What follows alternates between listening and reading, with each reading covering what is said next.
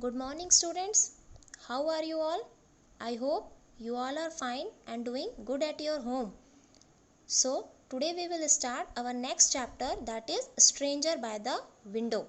So, let's start. How is that? Thought Ruby. That was her book, her new book. She had not even finished reading it. How was it with the man at the window? Now, Ruby thought that how her new book was with that man who is sitting at the window. She had not even finished reading it. The window berth was just opposite the cubicle. Ruby and her mother were sharing with the lady on the bunk. Ruby had been enjoying chit-chatting with her friend Mittu in the other cubicle. While coming back, just at the entrance of the cubicle, she looked back and spotted the book. Okay, so the window berth was just opposite the cubicle means the man who was sitting at the window, it was just opposite the cubicle. Okay, in which Ruby and her mother were sharing with the lady on the bunk. Ruby, she was enjoying chit-chatting with her friend Mittu in other cubicle. After enjoying, when she was coming back, okay, while coming back, just at the entrance, what she noticed that her new book, okay, that her new book was with that man who was sitting at the window. How come my book is lying here? Ruby cried out. The man did not stir. He was busy reading a book. He did not even look up. He did not reply. That enraged Ruby. Okay, now Ruby asked that how my book is here. She started crying, but the man did not reply. He didn't even look up because he was busy reading a book. Excuse me, she asked earnestly. Yes, the man replied, without looking up. Busy reading. Can I take my book?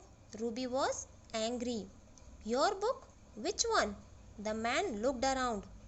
My book, yes, this one, Panchtantra. Ruby pointed out to the book lying among a host of other books and magazines kept by his side. Then, very sincerely, Ruby said, Excuse me. Man said, Yes, but without looking up because he was continue busy in reading. Can I take my book? Ruby said. Your book? Which one? The man looked around. Then Ruby said that this one, Panchtantra, this is my book. Ruby pointed out among the books and magazine which was kept by his side. She said that this one, Panchtantra, is my book. Are you sure this is your book? The man asked, his face lit up with a faint smile. He kept on looking at her. This could be mine too, he quipped without waiting for an answer. Okay, so when Ruby said that this Panchtantra is my book, then man asked that are you sure this is your book? He kept on looking at her. Continuously he was looking at Ruby and said that this could be mine too. He replied fast without waiting for an answer. Is he kidding? A book for children? His, she thought to herself. Ruby could not control herself. She ran to Ma, picking up the book in haste. Mom, did not Manu uncle give me this book? Ruby asked, holding the book up.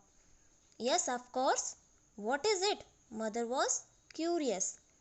He has taken away my book. Now he wonders if the book belongs to me at all. Ruby's voice was full of emotion. Okay, when the man said that this book could be mine also, she thought to herself that is he kidding? A book for children? She ran to her mother. Ruby ran to her mother picking up the book and asked, Mom, did not Manu uncle give me this book? Mother said, Yes, of course. But what is it? Ruby said, he has taken away my book. Okay, Ruby said, that man, he has taken away my book and now he wonders that if this book belongs to me at all. Ruby's voice was full of emotion. But where did you keep it? Ma wanted to gauge the situation. There, in my bag over there. Ruby pointed to the corner of her berth. Ma was not sure if the man at the window had been to their side in the cubicle at any time during Ruby's absence. She did not remember to have noticed any such move on his part. On the other hand, he had been there all along, completely occupied with reading. You should know how to look after your things while on a journey. Now sit down and read, if you like. Ruby's mother did not like any kind of commotion. Okay, so when Ruby said to her mother that he has taken away my book, mother asked, "Where did you keep it?" Ruby pointed to the corner of her berth and said, "In my bag over there." But at the same time, Ma was not sure if the man at the window had been to their side any time during Ruby's absence. She did not notice any such move on his part because he was completely busy reading a book. Then mother scolded and said, "You should know how to look after your things while on a journey. You should take care of your own things. Now sit down and read, if you like." Because Ruby's mother didn't like any kind of confusion. The man at the window did not seem to mind it. He was friendly. He said, "If you think the book is yours, you." He was interrupted with vehemence. Then man said, okay, that if you think the book is yours, you can, because he was friendly.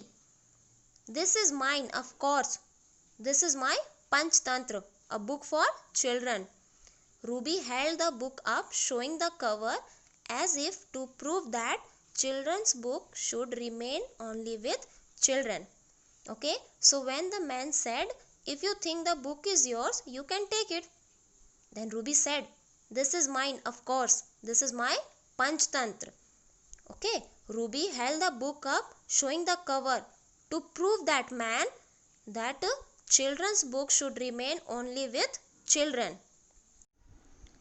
But the man fumbled as he watched Ruby fuming. "Well, you can keep it, baby."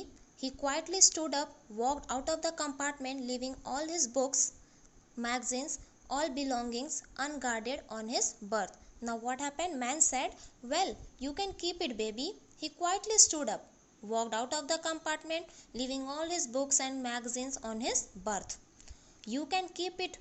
You can keep it, baby." What does he mean? I am no longer a baby. I am full 11 years old. I am not a careless little girl, thought Ruby. She sat down on her berth, opened the book, but was unable to concentrate. Her little mind was disturbed. When the man said, "You can keep it, baby," Ruby said, "What does he mean? I am no longer a baby. I am full 11 years old. I am not a careless little girl." Now Ruby sat down on her berth, opened her book, but was unable to concentrate because her little mind was disturbed. The train meanwhile built up speed. Some passengers began moving and arranging their luggage. The destination was close. Ruby cast the book on her lap. She could not afford to lose it. The lady on the bunk watched her and threw a consolation, commenting, "You cannot do a thing." The man returned. He waited for a minute, bundled up his things and left the compartment, perhaps to wait at the exit door. What was the hurry? He could not jump out of a running train. Most disagreeable man, Ruby pondered. Okay, the train built up a speed. Some passengers began moving and arranging their luggage. The destination was close. Ruby also cast the book on her lap because she could not afford to lose it. The lady on the bunk threw a consolation, commenting and said, "You cannot do a thing." That time only the man returned. He waited for a minute. He also bundled up his things and left the compartment, perhaps to wait at the exit door. Ruby said, What was the hurry? He could not jump out of a running train. The train was pulling in the station. Ruby picked up her bag and started putting her little things in. Now what happened? The train was pulling in the station. Ruby also started packing or arranging her bag and started putting her little things in it. Mom, look, please. What is it? Mother asked. She stood up. What is it, dear? She repeated. Look, my book is here. My copy of Panchatantra is here in my bag. The copy in her hand was not actually hers. Then what happened? When she started putting her little things in bag, what she saw that her book was in her bag itself. She told to her mother that, Mom, look, please look. Mother also said that, what is it? My copy of Panchatantra is in my bag, and that copy in her hand was not actually hers. Did you not check it before, girl? What an awful thing to do. This copy may be for his own children at home. Then mother scolded that, did you not check it before?